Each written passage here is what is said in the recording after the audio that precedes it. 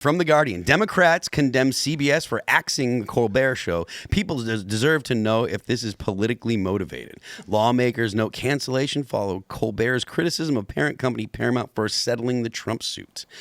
Democrats are condemning CBS for its recent decision to cancel The Late Show with Stephen Colbert, noting the news comes just a few days after its host criticized the network's parent company, Paramount, for settling a $16 million lawsuit with Donald Trump. Senator Adam Schiff, who everyone knows is totally truthful, a California Democrat who appeared as a guest on the Colbert Show on Thursday night, later wrote on social media, "If Paramount and CBS ended The Late Show for political reasons, the public deserves to know and deserves better." This show, if I understand correctly, costs $100 million per year to run, and they lose $40 million a year. How? What do they spend it on? That's what I want to know. Well, 16 on a lawsuit that they lost to Trump. Well, there you go.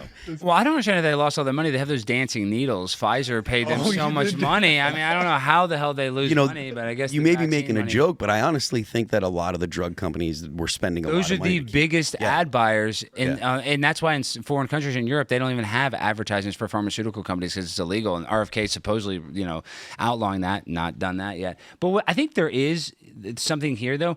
The fact that they're trying to merge with Skydance Media and they just paid Trump that $15 million settlement. Talk about the Skydance Media thing. Well, and it has to get approved by Congress, I believe, so it's not a monopoly. I don't know all the legality, but I just know that Donald Trump probably could handicap their chances of making the merger happen. So why not make them happy? And you already have a show that is, Paramount is also seeking approval from the U.S. Federal Communications Commission for an $8.4 billion merger with Skydance Media. Whoa.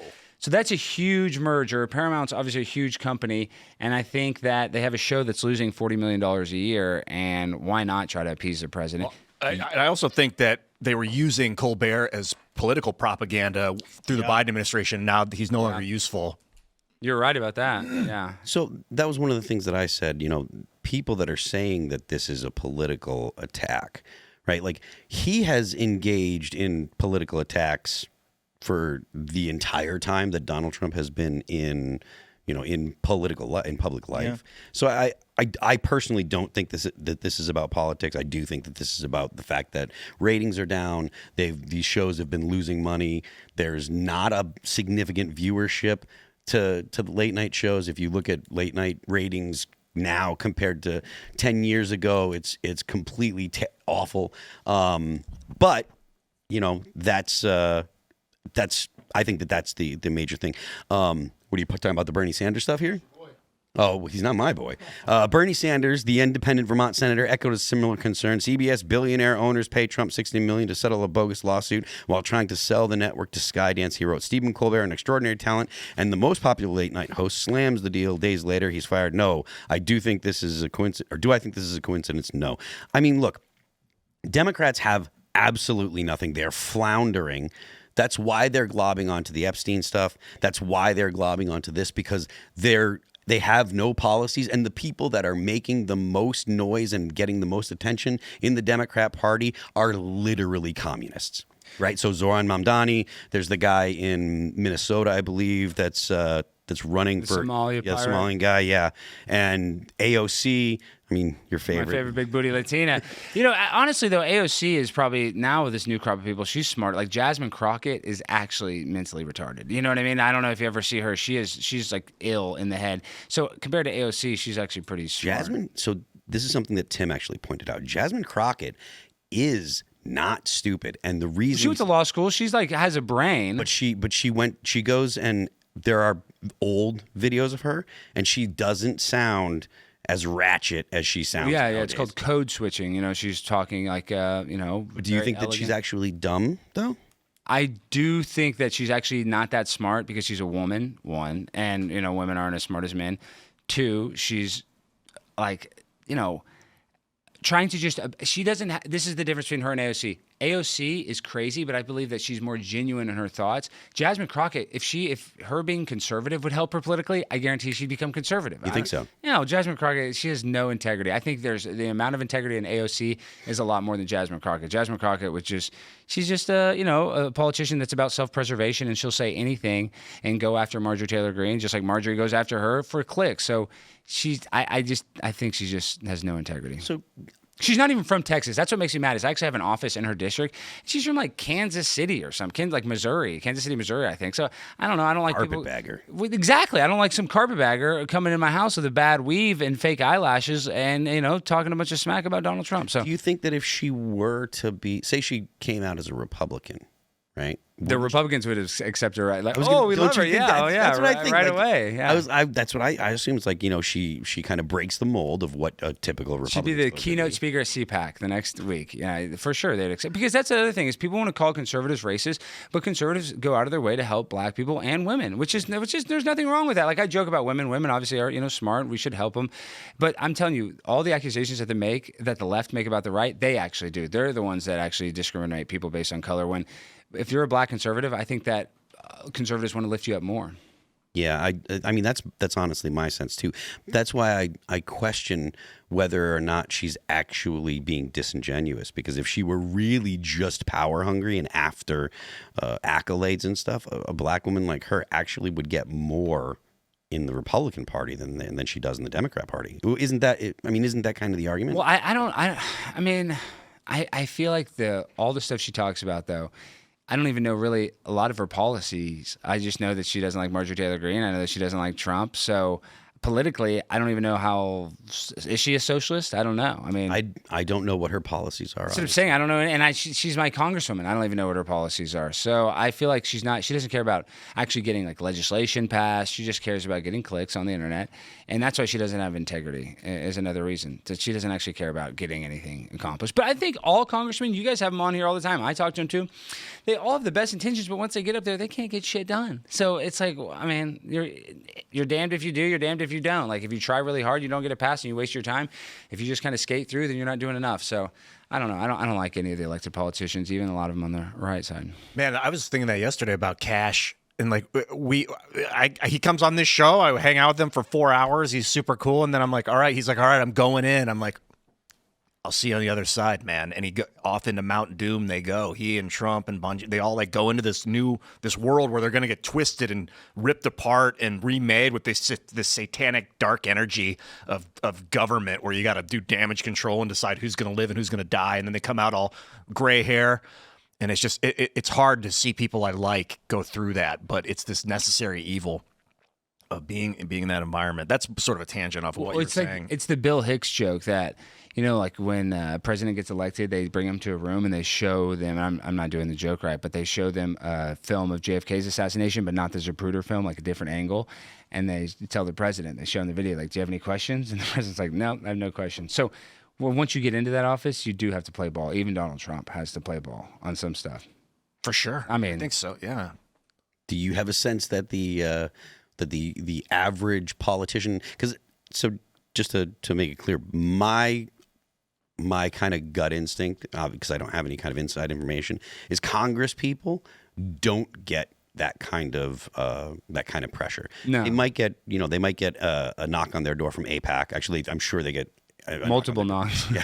Yeah, a bunch of people from AIPAC knocking on the door. But other than that, that's probably the most pressure they get. I think that it's the bureaucrats and the actual president that would get. Or there's aliens that come down and they say, "We're abducting the children. Stop talking about the Epstein list. That's us, and we're doing interdimensional sex trafficking." Maybe. Is that? That's a very mainstream theory. So it's a very mainstream. Is it a mainstream theory? Interdimensional that's the worst sex trafficking. I like that. Okay. Alex Jones talks about it a lot on the Joe Rogan Experience, but I do think there are probably some sort of like weird interdimensional beings, though. I know that sounds crazy. I don't know how connected they are to the Epstein list, but like I feel like if there are ghosts or aliens, like it's not that they're traveling from far away; they're just in a different dimension here on Earth. Well, I asked a Twitter poll: did the ghost of Epstein destroy the spirit of Donald Trump? It's a 50-50 split on the poll. Do you like the spirit of Epstein? The ghost of Epstein is still here, present. his spirit is terrorizing people. The memory of it, it's a bit of a. Well, you might be right, because I have a dog that barks a lot, and so I got one of these clickers, and you press it, and it's like gives off this high noise, and my dog will stop barking. And it's crazy because I can't hear the noise, but my dog freaks out. And there's wavelengths and sounds that our eyes and ears can't process that are around us every day. Like there's noises that are going on that you and I can't hear, but a dog could hear. So theoretically, like our eyes can't see every whatever wavelength or whatever.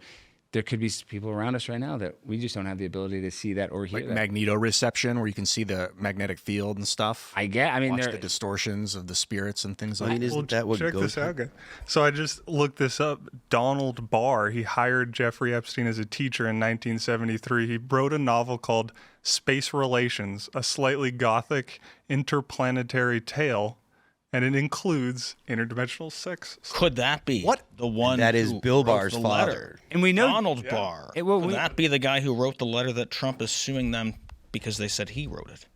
And if we're going to go real crazy, Birthday. Donald Trump is a time traveler, and the movie Back to the Future is kind of based off him. Biff becomes a casino host. Oh, yeah. And then Baron Trump. Have you seen the Baron Trump Barron's novel? a time traveler. Well, Baron's a time travel. It's look at the book. What is it called? It's somebody in the chat will know. Oh, I remember. But Baron's time traveling book. talking Let me about? type it in. It is Baron's. Heard about the Yeah. And then you know it was Donald Trump's uncle who went to Nikola Tesla when Nikola Tesla died. This is the conspiracy that when Nikola Tesla died, he was kind of like broke. His inventions, like he wasn't able to make that much money with it for whatever reason. I guess he was persecuted by the government, but somebody was in charge of going and looking at all of his research and stuff. And that person happened to be Donald Trump's uncle. Did you guys know this? John Trump. Or whatever. His Yeah, I name think it's John Trump. I think so. JT. And that's what they say, that they got the time travel technology. And then if you look at Back to the Future, these people, they make these YouTube videos where it's like Back to the Future's, this coded movie for Donald Trump's time traveling experience. And it's just weird because the movie is based off Biff in the movie. The character even said this. I think Ivan Reitman or whoever did, I forget who was the director, said it is based off Donald Trump. That's awesome. Yeah. But, my question is, what is interdimensional sex trafficking? How is it? What is happening? Is it that people are their minds are being warped by like some external source, and then they're trafficking the children, and they're doing the bidding of some? Is that the idea, or is it literally like aliens are beaming children up to spaceships and having sex with them? Like, what's the argument? Kevin, you want to take this one? You're closest to the topic. Yeah, I didn't want to be that close to the topic, but I think we should ask the chat here. I'm at the Timcast member IRL Discord chat, so if anybody knows in here, please tell us what you think it is. Well, here, let me read this. In 1988, a publication of Baron Trump's Marvelous Underground Journey, and in the book, it was about a character named Baron Trump, and his guide is named Dawn.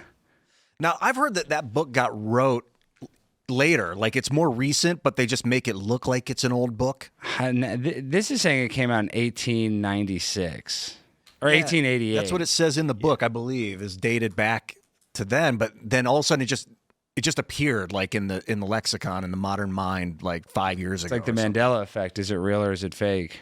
So, all right, listen, we're going to go ahead and move on from the interdimensional sex trafficking. And time travel. And the reason is because if we don't, Shane Cashman is going to come up here and beat us all for stealing his thunder. Thanks for checking out this clip from Timcast IRL. Make sure to watch the show live Monday through Friday at 8 p.m. Subscribe to this channel, and we will see you all there.